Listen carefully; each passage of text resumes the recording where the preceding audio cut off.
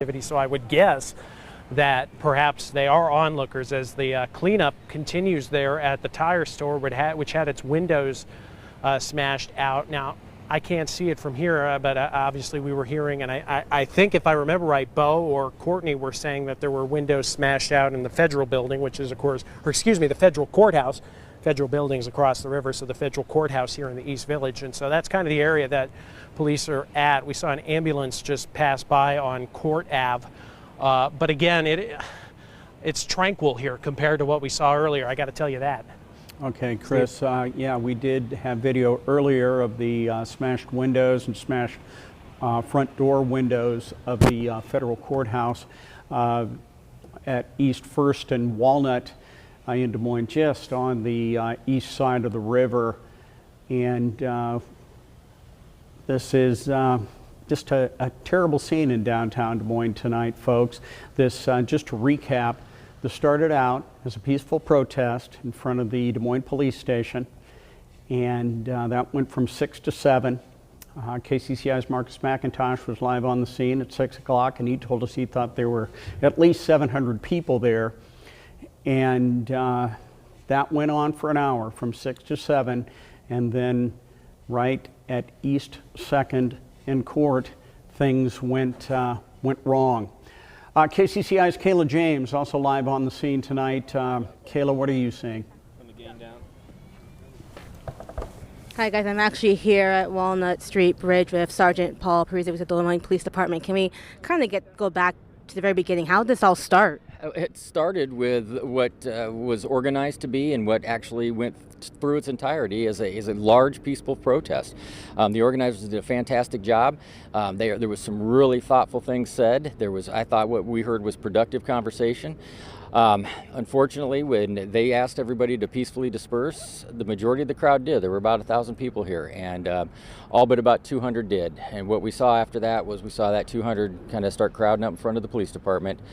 They were clearly becoming agitated. There were some instigators in the middle of the group that you could tell were bound and determined to turn this into what we've just seen tonight. We didn't have a single officer outside of our building other than the 2 police officers that were blocking traffic so that they could be in the street without having to worry about getting run over. Those are the only officers that were outside of that building. I don't know if there was some kind of discussion had inside that group, but at one point they just abruptly started marching down Court Avenue going eastbound. And when they got to the cop that was blocking traffic at East 2nd and Court, they attacked him. They swarmed his car, they were jumping up and down on his car, they were kicking it, breaking out taillights, trying to smash the windows, trying to get to him. Fortunately, he was able to deploy some pepper spray out the window. The crowd stepped back enough that he could get over here. We already had our tactical unit ready for this type of thing. We deployed them, and this is where it gets more frustrating. You had Representative Akio Samad out here. We had our community leaders out here.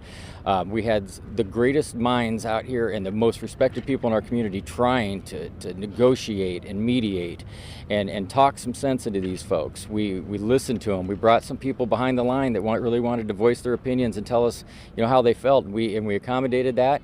But it was unfortunate, but they made it very clear that this is not what was going to happen. They were not going to leave. They were throwing rocks at us. They were throwing bottles at us. And at that point, we made the decision to deploy tear gas to disperse the crowd. Some of them did leave. Some of them just became even more and more violent towards us, and then they turned it around and turned it onto the neighborhood. They started breaking windows of businesses. They smashed the windows out of the hotel. The federal courthouse had windows smashed.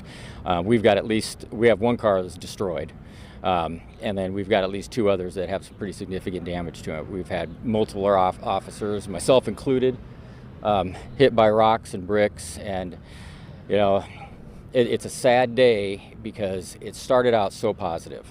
It started out on such a high note, and we all felt good when that came to an end at 7 o'clock. But here we are.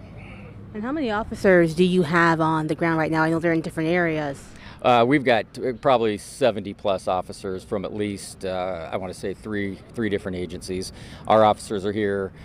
We've got the Iowa State Patrol supporting us, Polk County Sheriff's Office supporting us, and our Metro Tactical Unit that works out of the Des Moines Police Department is also staffed with some officers from suburban agencies. So we had a lot of support, but we needed it.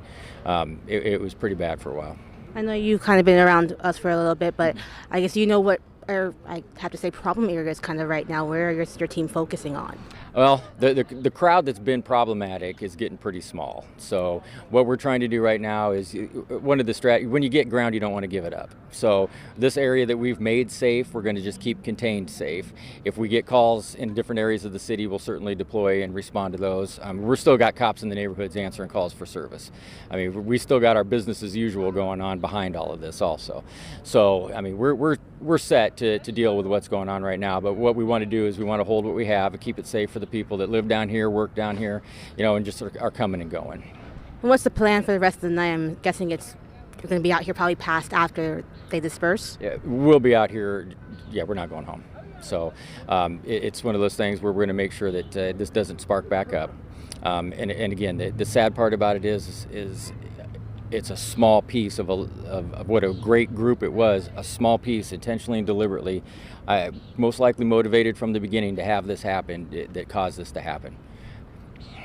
There are people at home, they have been home all day, they have not been out for the peaceful protest or this. What do you want them to know right now about what's going on? Well, the same thing. We don't want them to look at a protest and think automatically that this is what started that. That's not what happened tonight. There were people who were given a safe space to exercise their constitutional right and their First Amendment and talk and try and get the dialogue going. But and this sounds very, very familiar. You had a small group that made a large group look really, really bad. Like one cop in Minneapolis has made all of this happen down here right now. And it's you've got good cops, we've got good leadership in this city, and we've got good community leaders. We're going to sit down. We'll get through this. We'll get this built back up. Very resilient people here, and we're proud of our city. We're embarrassed by the actions of this group, because it does not represent who we are or what we are.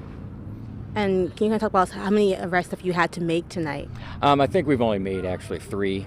So when you have a situation like this, arrest is pretty much your lowest priority. You need to squelch the violence, contain the aggressive behaviors, and then try and rebuild or restructure from there. So we've only made like 3 arrests. I think the only injuries that we've heard about, unless somebody showed up at the hospital, have all been us.